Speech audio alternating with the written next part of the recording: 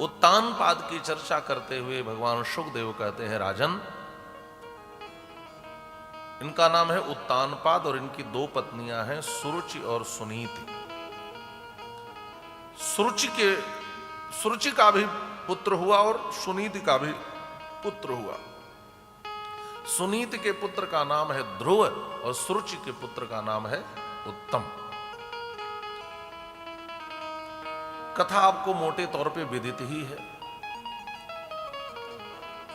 संकेत यह है कि उत्तानपाद का यदि आध्यात्मिक अर्थ देखा जाए, देखिए जो आध्यात्मिक पक्ष है, जो सिद्धांत पक्ष है, उसको भी भागवत में हमें समझते चलना चाहिए। भागवत में जितनी कथाएं हैं, सब कथाएं एक शिक्षा दे रही हैं। सबके पीछे एक सूक्ष्म विवेचना है, सबके पीछे एक प्रतीकात्मक तात्पर्य है और सबके पीछे एक आध्यात्मिक अर्थ है। भागवत की कथा सरिता के नीचे एक अध्यात्म की सूक्ष्म नदी भी प्रवाहित होती है और हम इस सरिता में स्नात होने के साथ साथ उस आध्यात्मिक सूक्ष्म नदी के जल का भी छिड़काव अपने ऊपर जरूर करते चलें। उत्तानपाद मानो हम सब जीव ही हैं।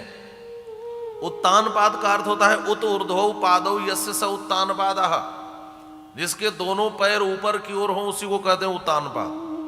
और हम सारे जीव जब अपने मां के गर्भ में आते हैं तो हम सारे लोगों के पैर ऊपर की ओर ही होते हैं, सबके पैर ऊपर की ओर, हम सब उत्तानपाद हैं।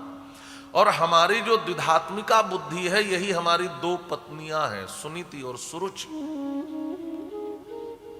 सुरुचि माने सुंदर रुचि और सुनीति माने सुंदर नीति।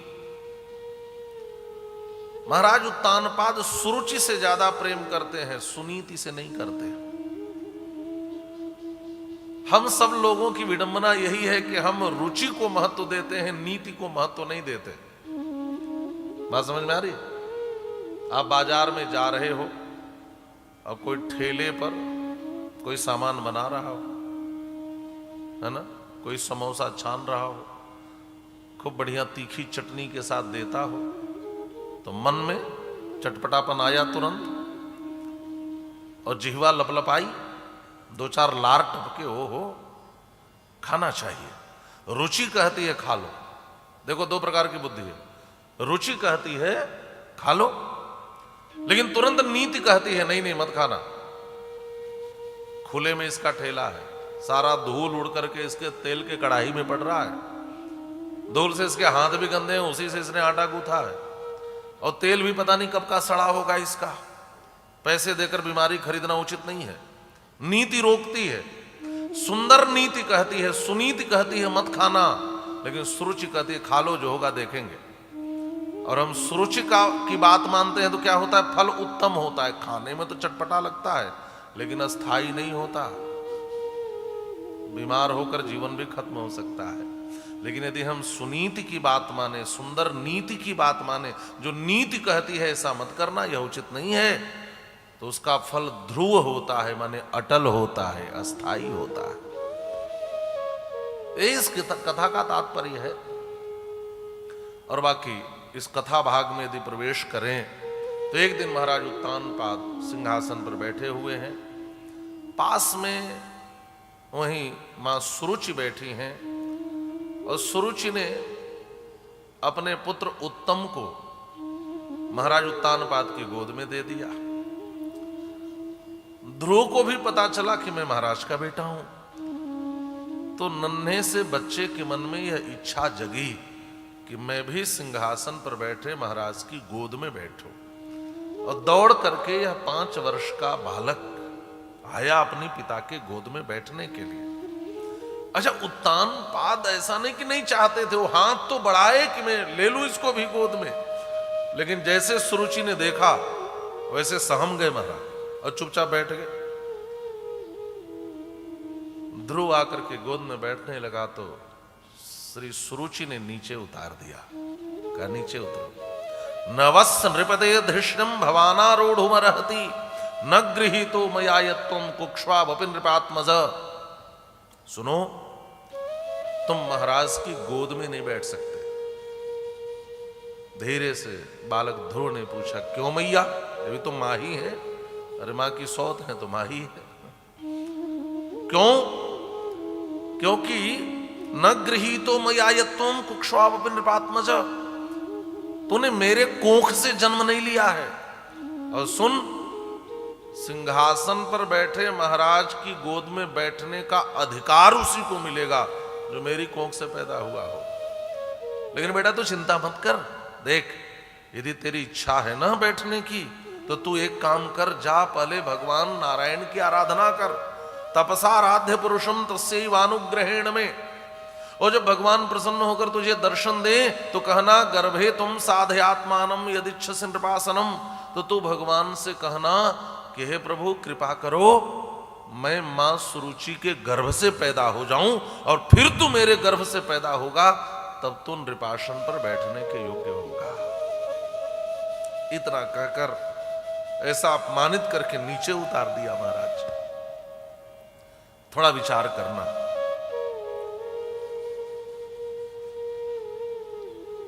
ये अपमान की अग्नि जो है ना, ये जल्दी बुझती नहीं है, ये जलती रहती है। भगवान सुखदेव कहते हैं जैसे किसी सर्प को एक डंडा मारकर छोड़ दो तो क्या करता है, फुफकारता है। ऐसे ही श्री ध्रुव जी महाराज वहां से अपमान के अग्नि में जलते हुए जोर जोर से श्वास लेते हुए, मातुः सपत्न्या सुदुरुक्ति विद्धा श्वसन यथा दंड श्वसन रुषा दंड हतो यथा ही हित्वा मिशंतम पितरम सन्नवाचम जगाम मातुः प्ररुदन सकाशम। जैसे कोई सांप को डंडा मारकर छोड़ दे, वैसे जोर जोर से श्वास प्रतिश्वास लेते हुए श्री ध्रुव जी महाराज अपनी मैया के पास आए। और मैया ने पूछा, क्या हुआ? इतना सुनते ही रोने लगे, हिचकियों में रोने लगे, कुछ बोल ही ना पाए। अरे बेटा हुआ क्या, कुछ तो तू बोलेगा। ध्रुव केवल रोते जा रहे हैं। तब साथ में आए हुए बालकों ने पूरी घटना बताई। मैया ऐसा ऐसा महारानी सुरुचि ने कह करके नीचे उतार दिया है। मां सुनीति ने एक लंबी सांस खींची। दीर्घम स्वसंति ब्रजनस्य पारम अपश्यति बालक माह बाला। सोचने लगी क्या कहकर अपने बेटे को सांत्वित करूं। यदि कहूं बेटा धीरज रख, एक दिन तेरे पिता मुझे अपना लेंगे तो तेरे जीवन में भी खुशियां लौट आएंगी, तो भी उसी सम्मान का हकदार होगा, तो भी नृपासन पर बैठेगा। लेकिन दूर दूर तक महाराज मुझे अपनाएंगे ऐसा लक्षण नहीं दिखाई दे रहा। सुरुचि के रूप जाल में ऐसे फंसे हुए हैं कि मेरी ओर ध्यान भी कभी देंगे, दूर दूर तक भविष्य में ऐसा दिखाई नहीं देता। मैं क्या कहकर अपने बेटे को सांत्वना दूं। लेकिन अपने बेटे को रोते देखा तो मैया ने पहली शिक्षा बड़ी सुंदर दी। मैया ने कहा, बेटा देख तू कुछ बोलना मत, तू रो भी मत, और तू पिता की गोद में नहीं बैठ पाया तो अपने पिता के लिए कुछ अहित मत बोल देना, और तो अपने मन में अपने पिता के प्रति कुछ गलत मत सोचना। और किसी के प्रति गलत मत सोचना। एक बात कहूं, छोटे बच्चे बड़े निर्मल स्वभाव के होते हैं। ऐसे सामान्य लोग कहते भी हैं कि छोटे बच्चे भगवान के रूप होते हैं। और बच्चों को कोई पीड़ा दे दे और वो बच्चा यदि अपने हृदय में उसके लिए कुछ सोचे तो महाराज उसका अमंगल हो जाएगा, ये निश्चित बात है। जो भी संत महात्मा होते हैं निर्मल हृदय के, जिसका भी हृदय निर्मल है, निश्चल है, ऐसे लोगों को कभी पीड़ा मत देना। इनके हृदय से निकली आह तुरंत अमंगल कर देती है। तो यहां भी यही समझा रही है, देख बेटा, मां मंगलम तात परे सुमंस्ता भुंक्ते जनो यत् पर दुख दस्तात। बेटा, तात के लिए कुछ अमंगल मत सोचना, कुछ इधर उधर मत सोचना। तू कुछ सोच देगा तो तेरा हृदय निर्मल है, तेरा हृदय निश्चल है, तू भावुक है, तेरे पिता का अमंगल हो जाएगा। इसलिए सुन, धीरे बोला करिए।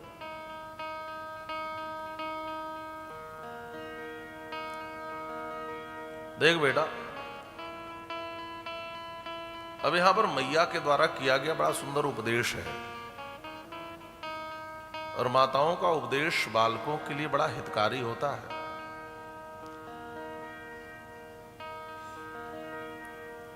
मां सुनीति ने एक भी ऐसी बात नहीं कही जिससे ध्रुव के संस्कार बिगड़े, और यह निश्चित ध्यान देने वाली बात है कि हम अपने बच्चे को कुछ भी ऐसा न सिखाएं जिससे उसका संस्कार बिगड़े।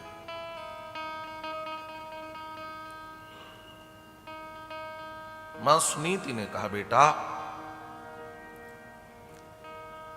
मां सुनीति ने कहा, बेटा देख तो तेरी मां सुरुचि ने कितनी अच्छी बात कही। सत्यम सुरुच्याभिहितं भवान में यद्दुर्भगाया उदरे गृहीता। कितनी अच्छी बात कही। यही तो कहा कि तू भगवान नारायण की आराधना कर, परपुरुष की आराधना कर। तो ये तो अच्छी बात कही। आज की कोई मां होती तो क्या सिखाती? आज की माताएं कहती कि उसने तुझे आंख दिखाया तो पत्थर मार के उसका सिर क्यों नहीं तोड़ दिया तुमने? तो यहां रोते हुए आ रहा है। आज ऐसा भी सिखाती हैं। तो यहां मुंह बना के रोने आ रहा है, उसी समय जवाब क्यों नहीं दिया? जवाब देने सिखाते हैं, उल्टा बोल देना चाहिए था। लेकिन मां सुनीति ने कहा, बेटा देख तो तेरी सुरुचि मैया ने कितनी अच्छी बात बताई। और संसार में ऐसे लोग मिलेंगे जो अच्छी और बुरी दोनों प्रकार की बात कहते हैं। हमारा कर्तव्य क्या है? हमें अच्छी बातों को ग्रहण कर लेना चाहिए और बुरी बातों को छोड़ देना चाहिए। और तुम्हारी मैया ने कितनी अच्छी बात कही, सत्यम सुरुच्याभिहितं भवान में। कितनी अच्छी बात सिखाई कि भगवान की आराधना करो। इससे अच्छी बात क्या हो सकती है? इस अच्छी बात को ग्रहण करो। एक बात गलत कही, उसे छोड़ दो। क्या गलत कहा? धोक्षज पाद पद्मम। हर जीव का यही कर्तव्य है, हर जीव का धर्म नहीं, जीव का परम धर्मों की आराधना करना। एक मां भागवत में है और एक मां रामायण में है। रामायण की मां है सुमित्रा। रामायण की मां ने कहा, बेटा लक्ष्मण, सकल सुकृत कर बड़ फल एहू, सीय राम पद सहज सनेहू। जो पे सीय राम बन जाही, अवध तुम्हार काज कछु नाही। बेटा, जीव का सबसे बड़ा धर्म है ईश्वर की सेवा करना। और मां सुनीति क्या कहती है? जीव का सबसे बड़ा धर्म है ईश्वर की आराधना करना। एक मां का नाम है सुनीति और एक मां का नाम है सुमित्रा। ध्यान से सुनना। सुमित्रा का अर्थ होता है सुंदर मित्र और सुनीति का अर्थ होता है सुंदर नीति। जीवन का सुंदर मित्र कौन है? कहा, जो जीव को भगवान की सेवा में लगा दे, वही सुंदर मित्र है। आपका सबसे सुंदर मित्र कौन है? कहा, जो आपको भगवान की सेवा में लगाए। और मां सुमित्रा ने यही कहा, तुम्हारे ही भाग राम बन जाही, दूसर हेतु तात कछु नाही। अरे तुम्हारे भैया श्री राम तो तुम्हारे जैसे सेवक को सेवा का मौका देने के लिए वन में जा रहे हैं, और वन हेतु वन गमन का कोई दूसरा हेतु नहीं है बेटा। ईश्वर की सेवा का प्राप्त हो जाना। और देखिए, मां सुमित्रा के दो बेटे हैं, लक्ष्मण और शत्रुघ्न, दोनों को दो की सेवा में लगा दिया। लक्ष्मण को श्री राम की सेवा में और शत्रुघ्न को भरत की सेवा में। सेव्य दो ही हैं, या तो संत या तो भगवंत। सेवा दो की ही हो सकती है, या तो किसी महात्मा की या तो परमात्मा की। और एक को भरत जैसे संत की सेवा में लगा दिया और दूसरे बेटे को भगवान श्री राम की सेवा में लगा दिया। सुमित्रा को उपासना या भक्ति स्वरूपा कहा गया। ज्ञान शक्तिश्च कौसल्या सुमित्रोपासीनात्मिका क्रिया शक्तिश्च कैकेयी वेदो दशरथो नृप। कैकेयी क्रिया की वृत्ति है, क्रिया में प्रतिक्रिया होती है।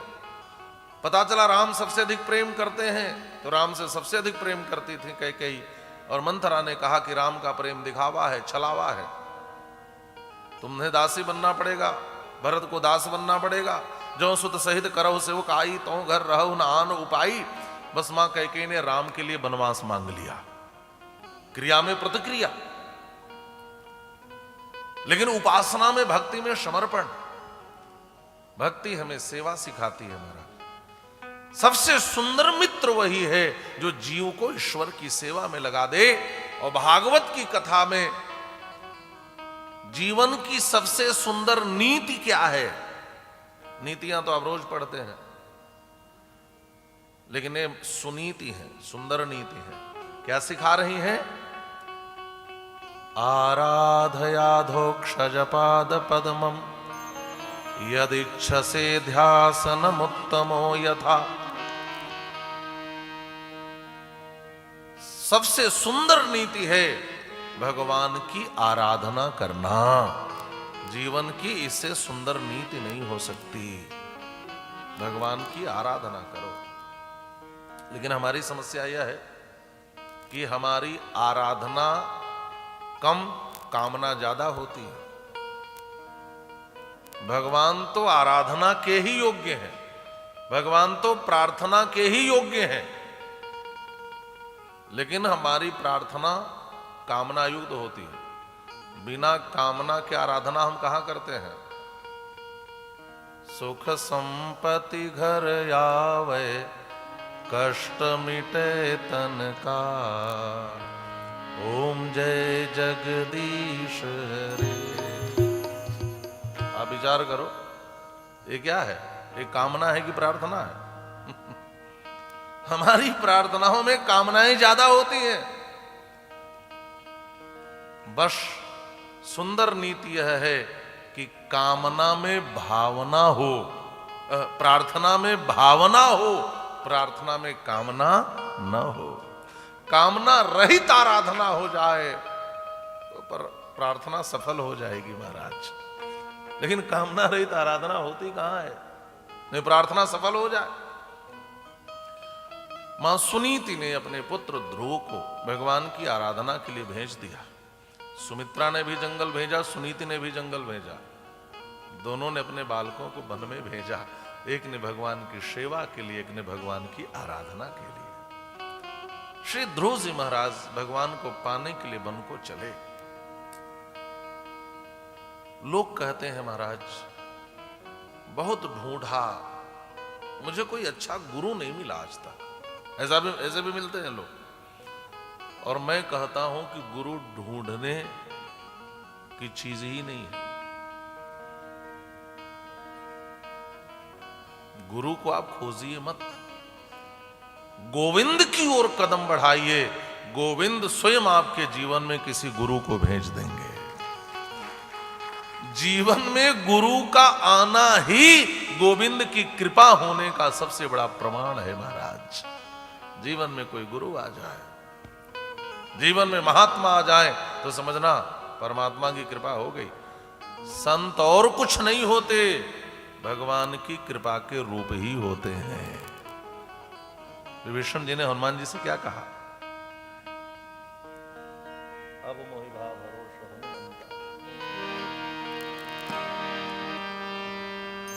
मोहि भाव भरोसा हनुमंता, अब मोहि भाव भरोसा हनुमंता। बिन हरि कृपा मिलहि नहीं संता, बिनु हरि कृपा मिलहि नहीं संता। अब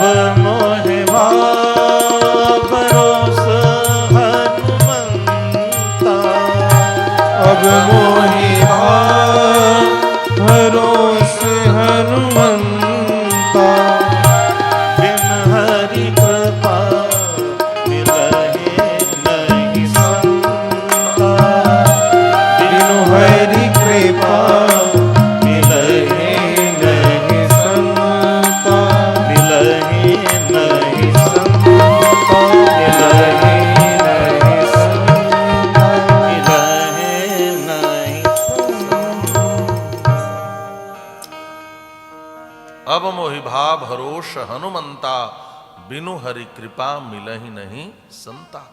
संत कौन है? कहा संत भगवान की कृपा के रूप हैं। भगवान की कृपा ही संत के रूप में हमारे जीवन में आती है। जैसे ही श्री ध्रुव जी भगवान को पाने के लिए वन को चले, भगवान ने देवर्षि नारद को बुलाया और कहा जाओ इस बालक का मार्गदर्शन करो। देवर्षि नारद आ गए। संत का आना ही भगवान की कृपा है। कदम तो बढ़ाओ। आप एक कदम गोविंद की ओर बढ़ाओगे, गोविंद 4 कदम अपनी ओर से आपकी ओर बढ़ाएंगे। कदम बढ़ा करके तो देखो। पहला कदम उठना ही सबसे कठिन है महाराज, सबसे कठिन है। अपेक्षा तो भगवान करते हैं। रक्षापेक्षाम प्रतीक्षते, अपेक्षा करते। कदम तो आपको बढ़ाना ही पड़ेगा। बिना आपको कदम बढ़ाए उनकी कृपा नहीं मिलती। तो देवर्षि नारद आए, देखा ध्रुव जी को और देखते ही कहा देखो तो अहो तेज क्षत्रियाणाम मान भंग ममृष्यताम। देखो तो इस क्षत्रिय बालक को क्या तेज है, मान भंग हुआ है, अपमान मिला है। ओहो, क्रोधाग्नि में जल रहा है। तो आहा, देवर्षि नारद जी ने अपने कर कमलों को बड़े प्यार से ध्रुव जी के मस्तक पर पधरा दिया। अपने हाथ को ध्रुव जी के मस्तक पर रखा और क्या शब्द प्रयोग किया भगवान सुखदेव ने, अद्भुत शब्द है। नारदस्तदुपाकर्ण्य ज्ञात्वा तस्य चिकीर्षितम् स्पृष्ट्वा मूर्धन्यघघनेन पाणिना प्राह विस्मितः। पाणी कहते हैं हाथ को, पाणिना। यह कैसा पाणी है, कैसा हाथ है देवर्षि नारद का? कहा अघघनेन पाणिना। अघ, देखिए पाप का ही एक नाम है अघ। अघ किस पाप को कहते हैं? एक पाप होता है जो नष्ट हो जाता है और एक पाप होता है जो बिना भोगे नष्ट नहीं होता, उस पाप को अघ कहते हैं। न हन्यते भोगम बिना इति अघा, जो बिना भोगे नष्ट नहीं होता, जिसको भोगना ही पड़ता है। अवश्य में वो भोक्तव्यम कृतम कर्म शुभाशुभम ना भुक्तम क्षीयते कर्म कल्पकोटि शतैरपि। एक ऐसा पाप जो बिना भोगे नष्ट नहीं होता उसको कहते हैं अघ। और संत के हाथ में क्या है? का अघ को भी नाश करने की क्षमता संत के कर कमल में होता है महाराज, हाथ में होता है। अघघनेन अघम घ्नति हंतीति अघघना, जो उस पाप का भी नाश कर दे, ऐसे कर कमल को देवर्षि नारद ने ध्रुव जी के मस्तक पर पधरा दिया। इसका तात्पर्य है भगवत प्राप्ति में प्रतिबंधक पाप रहा भी होगा तो इस संत के हाथ फेरने से सब नष्ट हो गया महाराज। भगवत प्राप्ति की पात्रता प्राप्त हो गई। स्पृष्ट्वा मूर्धन्य घघनेन पाणिना प्राह विस्मितः।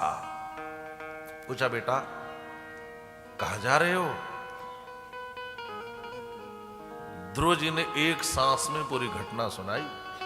मेरे विमाता ने मेरा अपमान किया है, जा रहा हूं वन में भगवान को पाने के लिए। देवर्षि नारद ने कहा बेटा तुम्हारी उम्र तो अभी खेलने कूदने की है, भगवान को पाने की थोड़ी। आज लोग कहते हैं ना अभी भागवती कथा सुनोगे, क्या उम्र हो गई तुम्हारी? अरे तो बूढ़ों की चीज है। आजकल बड़े बड़े लोग यही कहते हैं कि कथा सुनना, भगवान को पाना, भगवान से सब बूढ़ों की चीज है।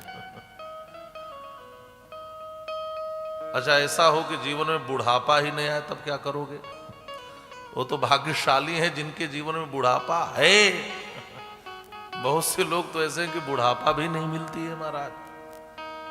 हर क्षण यह मानकर चलो कि कभी भी हमें काल के गाल में जाना पड़ेगा। काल अब्याल मुखग्रास त्रास निर्णास हेतवे लक्ष्यामः कुमारस्य सक्तस्य क्रीडनादिषु ये खेलने कूदने की। और देखो, यदि विमाता के वचनों से तुम्हें पीड़ा हुई है बेटा, तुम्हें एक ऐसा उपदेश दे रहा हूं ना कि तुम सुख और दुख में अपने को समान रख सकते हो। और देवर्षि नारद ने बड़ा सुंदर ज्ञान दिया, और आप भी ध्यान से सुनना। हम सबके जीवन में सुख दुख आते हैं, इसका कारण क्या है? का देखो, हम जो कर्म करते हैं ना, दो प्रकार का होता है, एक अच्छा और एक बुरा। इसको दूसरे शब्दों में कहें तो पाप कर्म और पुण्य कर्म। आप जो भी कर्म करते हो ना, दो प्रकार के बैलेंस जमा होते हैं, एक पाप का, एक पुण्य का। ऐसा नहीं है कि पुण्य करो तो पाप का बैलेंस खत्म हो जाएगा, ऐसा नहीं है। पाप का अलग भोगना पड़ेगा, पुण्य का अलग भोगना पड़ेगा। पुण्य किया है उसके लिए सुख मिलेगा, और पाप उसके लिए दुख मिलेगा। बात समझ में आ रही है? तो ये दो प्रकार के बैलेंस कर्म करके हर जीव जमा करता है। आप जैसे बैंक में पैसा जमा कर दो कि इतना बैलेंस है, और फिर धीरे धीरे एटीएम से निकालो, कुछ भी पेटीएम, फोन पे कुछ भी करते रहो, धीरे धीरे बैलेंस खत्म होता है। तो हमारे जीवन में जो सुख और दुख है, यह सुख पुण्य के बैलेंस के कारण है, और दुख पाप के बैलेंस के कारण है। हमारे जीवन में जो सुख दुख है, यह और कोई नहीं देता, यह हमारे ही कर्मों का परिणाम है। काहुन को सुख दुख कर दाता, निज अच्छे कर्म किए हैं उससे सुख, और जो बुरे कर्म किए हैं उससे दुख। अच्छा, एक बात विचार करो,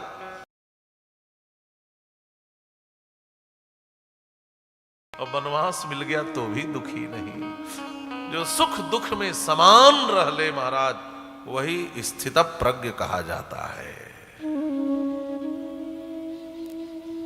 न चास्य महतिम लक्ष्मी, महर्षि वाल्मीकि, न चास्य महतिम लक्ष्मीम राज्य नाशोपकर्षति, लोक कांतस्य कांतत्वात् शीत रश्मेरिवक्षया। राज्य लक्ष्मी मिल रही थी तो भी प्रसन्न नहीं, और वनवास का दुख मिल गया तो भी राम जी हमारे दुखी नहीं है। गोस्वामी जी कहते हैं, हम ऐसे मुखचंद्र का ध्यान करते हैं महाराज, ऐसे राम जी के मुखमंडल का ध्यान करते हैं। देवर्षि नारद कहते हैं, देखो, यस्य यद्दैव विहितम सतेन सुख दुःखयोः आत्मानं तोषयन् देहि तमसः पारमृच्छति। बेटा, यदि इस प्रकार से सोचो तो तुम्हारे जीवन में सुख दुख होगा ही नहीं। तो ध्रुव जी ने कहा, देवर्षि, आपके वचन इतने प्यारे, इतने मीठे हैं, जैसे गैया पात्र को छेद करके छलनी बना दिया है। इसमें उपदेश रूपी दूध टिक ही नहीं रहे हैं। मैं करूं तो क्या करूं? सुरुचो बाणैर न भिन्ने श्रेयते हृदय।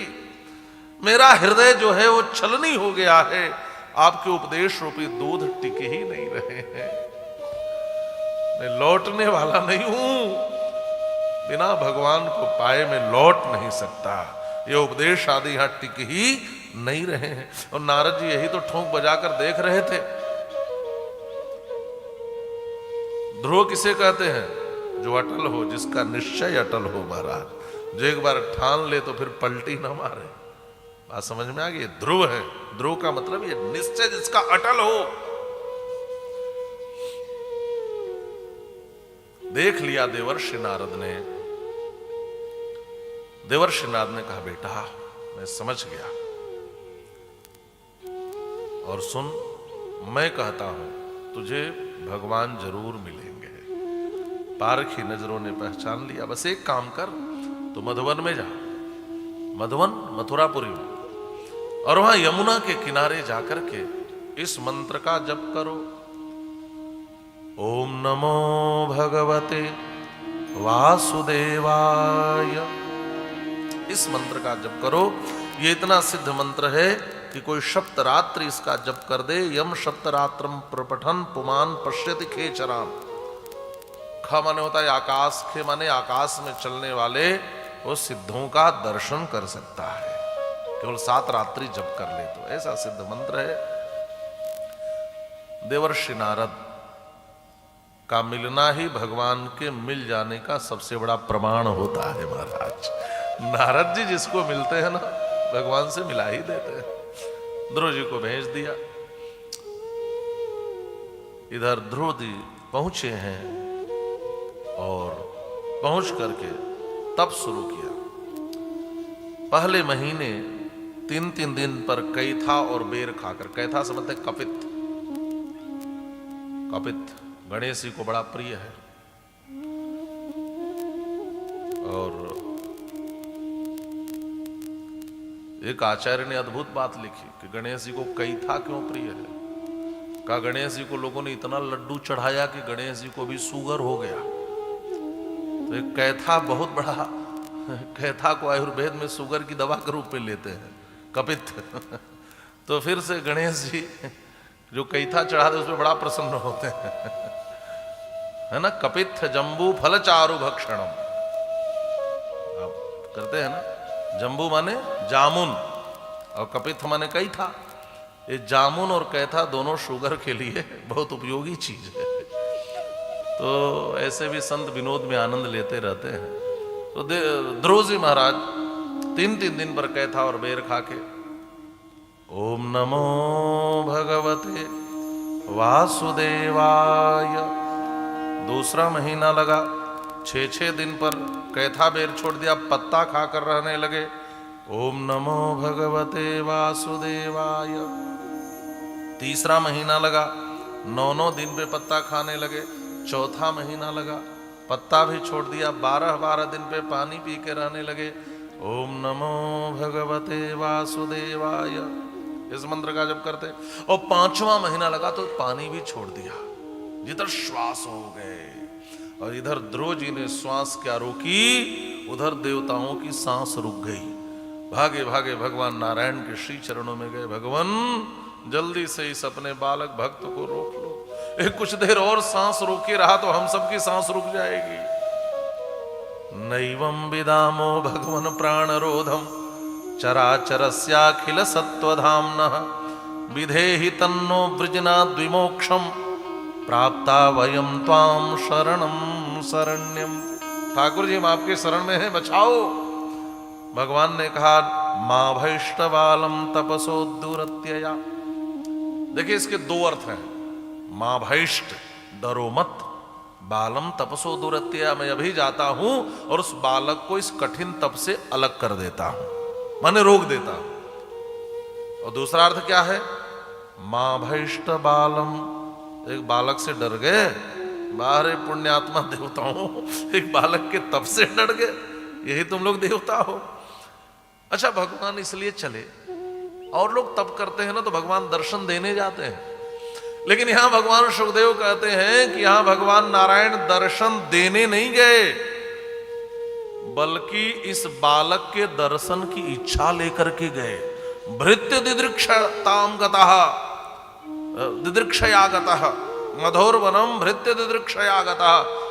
भगवान दर्शन की इच्छा लेकर के गए महाराज। कैसे चले, क्या सुंदर झूम कर वर्णन किया है। सहस्र शीर्षापि ततो गरुत्मता मधोरवनम भृत्य दिदृक्षया गतः। भगवान गरुड़ पर बैठ करके चले, और जब चलते हैं तो गरुड़ जी का पंख हिलता है, और हिलता है तो क्या बजता है, हरि ओम सहस्र शीर्षा पुरुखा सहस्राक्षः सहस्रपात् सहस्र शीर्षापि ततो गरुत्मता। यह लिखा है जब गरुड़ जी पंख हिलाते हैं तो वेद की ध्वनि निकलती है महाराज। सहस्र शीर्षा पुरुखा सहस्राक्ष सहस्रपात् सब भूमि गुण सर्वतः स्मृत्वा तत्र सांगुलम। कितना आनंद आता होगा। आप लोग भी गाड़ी में चलते हैं तो टेपो बजा लेते हैं ना, बड़ा आनंद आता है। तो आप तो अलग म्यूजिक सुनते होंगे, लेकिन भगवान नारायण तो इस वेद ध्वनि को सुनते हुए चलते हैं। यहाँ लिखा है, इससे पता चलता है गरुड़ जी के पंखों से। और गरुड़ जी पर बैठकर चलते हैं ना, हमारे एक आचार्य स्वामी वेदांत दर्शकाचार्य जी बड़ा सुंदर वर्णन करते हैं।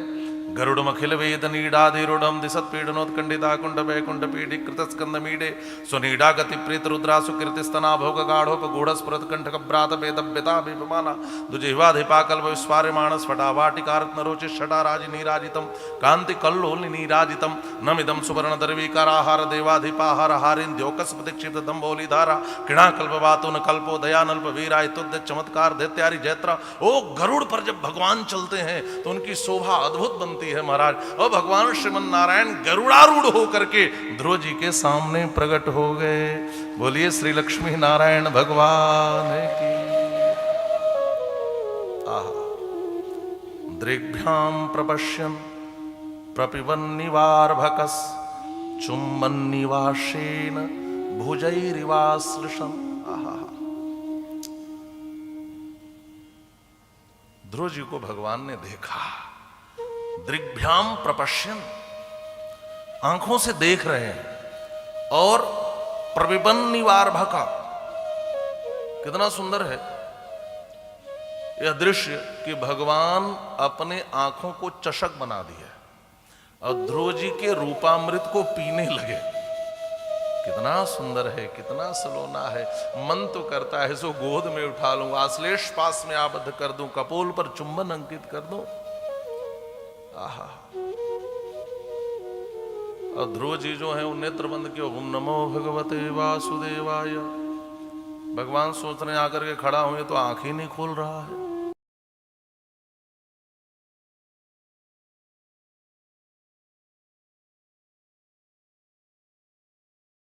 कर दिया और जैसे तिरोहित किया, ध्रुव जी घबरा गए, कहां गए भगवान। और आंख खोला तो क्या देखा, जो भीतर थे वो तो प्रत्यक्ष बाहर आकर के खड़े हैं महाराज। अद्भुत दर्शन श्री ठाकुर जी का हो रहा है। पीला पीला पीतांबर फहरा रहा है, भगवान मंद मंद मुस्कुरा रहे हैं। श्री ठाकुर जी को देखकर ध्रुव जी अभिभूत हो गए। इधर से भी अर्थ करते हैं आचार्य कि ध्रुव जी का मन करा इनके चरणों से लिपट जाए, इनके चरणों पर मस्तक रख दें, इनके चरणों का आश्लेष कर दें। ये सब ध्रुव जी की भी आकांक्षा है। हाथ जोड़ करके ध्रुव जी खड़े हैं। भगवान सोच रहे हैं अब बोलेगा बालक, अब बोलेगा, अब बोलेगा, अब बोलेगा। और ध्रुव जी मन में सोच रहे हैं क्या करें, भगवान तो आगे बोलने कुछ आता ही नहीं, बोले क्या। ना कोई प्रार्थना याद करे, ना कोई स्तुति याद करे, ना कोई प्रेयर याद किया। कुछ तो चाहिए, कुछ तो आना चाहिए। एक लड़का भगवान के पास जाकर के ABCD सुना रहा था। ABCD, पुजारी जी ने कहा बेटा तू ABCD सुना रहा, अरे तो कोई प्रार्थना याद कर लेता, कोई स्तुति कर लेता, कोई प्रेयर ही याद कर लेता। उसने कहा कि हमारे टीचर ने कहा कि सारे प्रेयर तो इसी से बनते हैं, ए से लेकर जेड तक, तो इनको जो अच्छा लगता होगा ये शब्द जोड़ के बना लिया करेंगे, हम तो इनको यही सुनाएंगे। भगवान ने उस बच्चे को गोद में उठा लिया। तो ठाकुर जी तो रीझते हैं महाराज। भगवान समझ गए कुछ बोलने नहीं आ रहा है, बोले तो क्या बोले। भगवान ने 5 जन शंख को आगे करके कपोल से स्पर्श करा दिया। पस्पर्श बालम कृपया कपोले, और जैसे ही कपोल से स्पर्श कराया सुसुप्त सरस्वती जागृत हो गई। ओम नमो भगवते वासुदेवाय, इस मंत्र का जप किए थे। ये कितने अक्षरों का मंत्र है? 12 अक्षर, 12 माने 12 अक्षरों का मंत्र है। तो 12 अक्षरों का मंत्र का जप बताया था देवर्षि नारद ने। और जब भगवान की कृपा हुई, ध्रुव जी की सरस्वती जागृत हुई, तो ध्रुव जी ने एक एक अक्षरों पर एक एक श्लोक बनाया और 12 श्लोकों में भगवान नारायण की स्तुति गाई है महाराज। 12 श्लोकों। योऽन्तः प्रविश्य मम वाचमिमां प्रसुप्तां संजीवयत्यखिल शक्तिधरः स्वधाम्ना अन्यांश्च हस्तचरण श्रवणत्वगादीन् प्राणान्नमो भगवते पुरुषाय तुभ्यम्। योऽन्तः प्रविश्य मम वाचमिमां प्रसुप्तां, योऽन्तः जो हमारे अंतर हृदय में प्रविष्ट करके, जो हमारे भीतर आकर के और हमारी सुसुप्त चेतना को जागृत किया है। संकेत समझना। ध्रुव जी का तात्पर्य है प्रभु हम तो भीतर से सोए ही हैं, हर जीव सोया है महाराज, हर जीव सोया है। हम सब भीतर से सोए हुए हैं, आंखें भले खुली हैं हमारी लेकिन हम सब सोए हैं। श्री रामचरितमानस में लक्ष्मण गीता में यह प्रसंग है लखन भैया कहते हैं मोह निशा सब सो अनिहारा, देखहि सपन अनेक प्रकारा, जानिए तब ही जीव जग जागा, जब सब विषय विलास विरागा। प्रभु हम तो हमेशा सोए हैं, जीव तो भीतर से सो ही रहा है जब तक आप न जगाएं। और ऐसा नहीं कि आप नहीं जगाते, आप तो कई बार आए होंगे और लौट गए होंगे, लेकिन आज आपकी कृपा ने वह संजीवनी दे दी कि आज मैं भीतर से जग गया, आज मेरी चेतना जग गई। ध्यान देना, आपको लगता है आप जागे हैं, लेकिन सच्चे अर्थों में अभी तक जागे नहीं हैं। यदि आप सच्चे अर्थों में जगते तो आपकी वाणी संसार के प्रपंच को लेकर के नहीं बोलती, आपकी वाणी तो फिर भगवान का गुणानुवाद करने में लग जाती। जो जागे हुए हैं उनका यह लक्षण है। योऽन्तः प्रविश्य मम वाचमिमां प्रसुप्तां संजीवयत्यखिल शक्तिधर स्वधाम्ना। आपने भीतर प्रविष्ट होकर के संजीवनी दे दी महाराज, संजीवती संजीवयति जिला दी आपने। हे अखिल शक्तिधरा, क्या सुंदर विशेषण है, हे अखिल शक्तिधरा। जगाने में समर्थ कौन है? कहा जो अखिल शक्ति को धारण करने वाला है वही तो जगाने में समर्थ है। भगवान अखिल शक्तिधर है, स्वधामना, स्वयं प्रकाशमान है। और आपने केवल सुसुप्त चेतना को ही जागृत नहीं किया, केवल मेरी वाणी को ही नहीं जगाया, आप मेरे भीतर प्रवेश करके अन्यांश्च हस्तचरण श्रवणत्वगादीन प्राणान्नमो भगवते पुरुषाय तुभ्यम। हमारे हस्त को, चरण को, श्रवण आदि को, हमारी जितनी इंद्रियां हैं सब सो रही थी, और आप ही हमारे भीतर प्रवेश करके हमारी सोती हुई इंद्रियों को जगा दिए। और अब यह सारी इंद्रियां आप में लग जाएं तो इंद्रियों की सार्थकता हो जाए महाराज। हे भगवान, हम आपको प्रणाम करते हैं। श्री ध्रुव जी महाराज ने सुंदर स्तुति गाई, भगवान प्रसन्न हो गए। भगवान ने कहा बेटा वर मांगो, क्या चाहिए? वेदाहम ते व्यस्तम हृदय राजन्य बालक। राजन्य बालक, राजन्य बालक का हिंदी में अर्थ होता है मेरे राजकुमार। और क्या सुंदर संबोधन है, मेरे राजकुमार। अच्छा, जैसे माँ का जो बेटा होता है ना, उसके लिए तो राजकुमार ही होता है। अपना बेटा कैसा भी हो महाराज, कैसा भी हो, लेकिन अपनी मां के लिए तो वही राजकुमार होता है। और हमारे ठाकुर जी के जो बेटे हैं ना, भगवान की दृष्टि में उनके राजकुमार ही हैं। राजन्य बालका, मेरे राजकुमार, मांगो तो क्या चाहिए? इतने अभिभूत हैं भगवान। एक नन्हा सा बालक मुझे पाने के लिए इतना कठोर तप किया। ध्रुव जी ने कहा प्रभु कुछ इच्छा लेकर आया था, कुछ कामना लेकर आया था, कुछ अर्थ लेकर आया था, कोई वासना लेकर आया था, लेकिन एक कामनाएं तभी तक थी जब तक आपके श्री चरण के दर्शन नहीं हुए थे। आपके चरणों के दर्शन के बाद मेरी सारी कामनाएं समाप्त हो गई, मेरी सारी कामनाएं बह गई। जैसे विभीषण जी कहते हैं, ठाकुर जी पहले हृदय में कुछ वासना जरूर थी कि जाऊंगा तो लंका का राज्य मांगूंगा, लेकिन आपके चरणों को देखने के बाद प्रीति की सरिता में सब बह गई।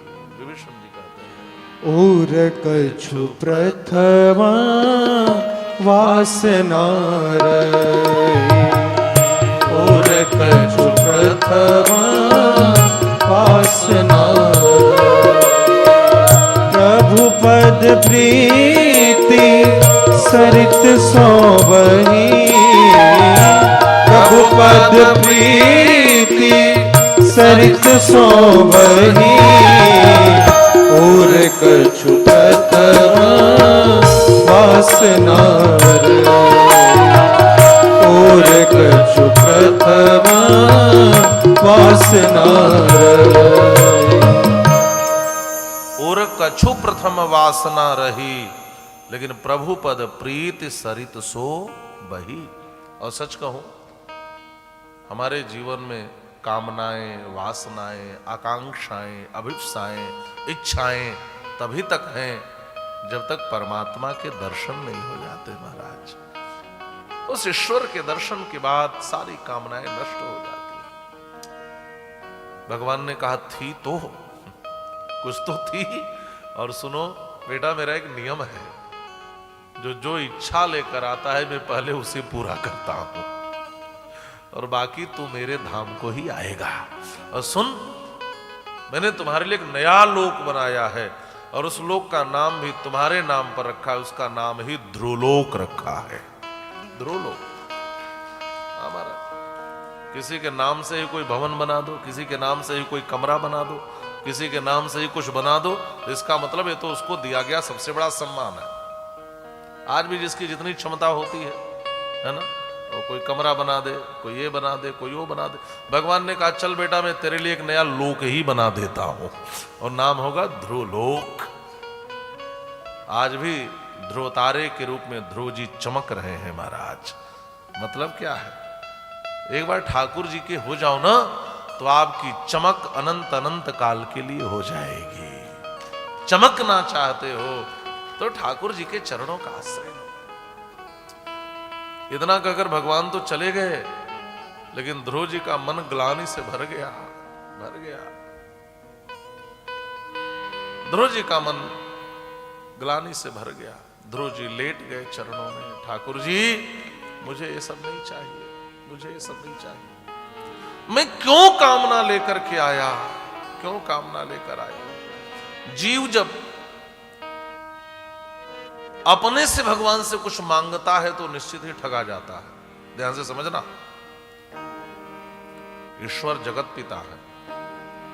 सांसारिक उदाहरण से आप समझें कि कोई बालक अपने पिता के गोद में बैठकर बाजार जाए या किसी बड़े मॉल में जाए, और मॉल में सारी चीजें होती हैं, तो बच्चा कहता है पिताजी एक खरीद दो, एक खरीद दो, एक। अच्छा, बच्चे क्या मांगेंगे? बहुत खुश होंगे तो कहेंगे हेलीकॉप्टर वाला खिलौना खरीद दो, तो बाइक वाला खिलौना खरीद दो, एक खरीद दो। लेकिन पिता अपनी ओर से देगा तो हमेशा अच्छी चीज देगा, बेहतर चीज देगा। और बच्चे जिद करके जो लेंगे वो क्या लेंगे? हम सब भी तो वही करते हैं। वो जगत पिता है, देने में हर कुछ समर्थ है, और हम लोग दुनिया के खिलौने मांगते हैं। भगवान मकान बन जाए, भगवान वो मिल जाए, भगवान इतना रुपया मिल जाए, भगवान गाड़ी मिल जाए। ये सब खिलौने ही तो हैं, ये सब खिलौने। हमने घटना सुनी थी, एक राजा अपने दरबार के सारे मूल्यवान चीजों को, अपने राज खजाने के सारे मूल्यवान चीजों को एक मैदान में प्रदर्शनी में लगवाया, जिसमें हीरे जवाहरात के बड़े बड़े हार, मोती, रत्न सब लगे थे, बड़ी कीमती चीजें और भी चीजें बनी हुई सब। और सबसे अंत में वो स्वयं सिंहासन पर बैठा, और उसने अपने राज्य में घोषणा करवा दी, जो जिस पर आकर के प्रजा का व्यक्ति हाथ रख देगा वो उसका हो जाएगा। प्रजा दौड़ी, लोगों क्या चाहिए? लोग सोचे कि उस पर कोई पहले ना हाथ रख दे। ओ महाराज, किसी ने कीमती कालीन पे हाथ रखा है मेरा, किसी ने रत्न पे है मेरा, किसी ने सोने के जेवर पे है मेरा। सब दौड़े महाराज। लेकिन एक बालक आया, वो दौड़ता गया भीतर, दौड़ता गया, इधर उधर देखा भी नहीं, और उसने जाकर के सीधे राजा साहब पे ही हाथ रख दिया। आपने तो कहा है कि जो जिस पे हाथ रख दो मिल जाएगा। यहां सभी चीजें रखी हैं, आप भी रखे गए हो, मैंने तो आप पे ही हाथ रखा। राजा ने उठाकर गोद में बैठा लिया। उसने कहा कि लेने तो इस बालक को ही आया है। आप तो छोटी छोटी चीजों में उलझ गए, और जो राजा को ही ले लेगा उसने तो इकट्ठे सारी संपदा ही पाली महाराज। हम लोग भी तो यही करते हैं, हम तो छोटे छोटे टुकड़ों में उलझे रहते हैं। यदि हम ठाकुर जी को चुन लें और ठाकुर जी के हो जाएं, तो फिर हमारा ही सब कुछ है। वो जगत पिता तो सर्वस्व देने को तैयार है। बस हमारी कामना, हमारी छोटी इच्छा, हमारी छोटी वासना हमें इतना उलझा करके रखती है कि हम मांग ही नहीं पाते, मांगने नहीं आता, इसलिए छोड़ दो। जैसे कोई बच्चा पिता पे छोड़ दे और कहे कि आप जो दिलाओगे मैं वह लूंगा, तो पिता श्रेष्ठ चीज देता है, वैसे भगवान से आप नहीं मांगोगे तब आपको जीवन में भगवान सबसे श्रेष्ठ चीज देंगे, सबसे श्रेष्ठ देंगे। ध्रुव जी लेट गए, ठाकुर जी क्यों लेकर आया मैं कामना, अब तो 36,000 वर्ष तक बंध गया सिंहासन से। भगवान ने आशीर्वाद 36,000 वर्ष राज्य करोगे, जिस सिंहासन पर तुम्हारी मां ने नहीं बैठने दिया था 36,000 वर्ष बैठोगे। लेकिन ध्रुव जी कहते अब ये सब नहीं चाहिए, बस आपकी कृपा की छाया मुझे मेरे सिर पर चाहिए। हे ठाकुर मेरे सिर पर तो आप दोनों हाथ रख दो, बस मेरे जीवन के लिए यही धन्यता है, और यह साथ मुझे जन्म जन्मांतर के लिए हमेशा के लिए चाहिए। आज भी लोग ऐसी भावनाओं को लेकर गुनगुनाते हैं।